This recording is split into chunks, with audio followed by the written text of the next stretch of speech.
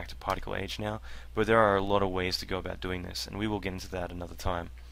What I'm going to do though is I'm going to right click and choose keyless mode on that, so I just right click, and I can right click again and choose key mode. I can cycle between them. It just means that now I have one color, and I want this color, instead of being extremely white, I want to make it more of a darker color. The reason is that because not only is this controlling the color, but also controls how well it's illuminated. So a brighter color is going to scatter in itself and cause it to become quite bright. So by making more of a dark gray, we get more of a color that we can recognize.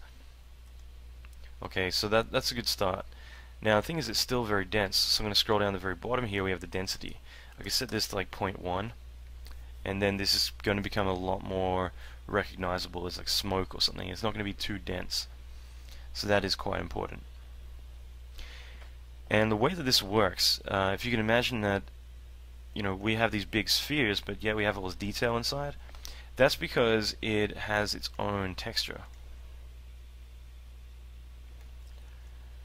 So if you imagine it's using this as a giant sphere, then mapping a texture onto it. And so we have controls in here for controlling the texture and how it looks.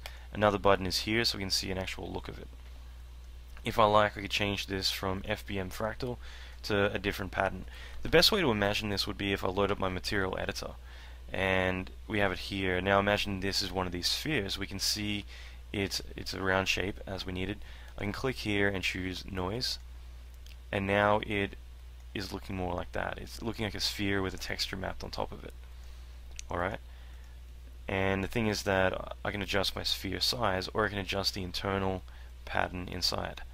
I can make it smaller, or I can make it bigger.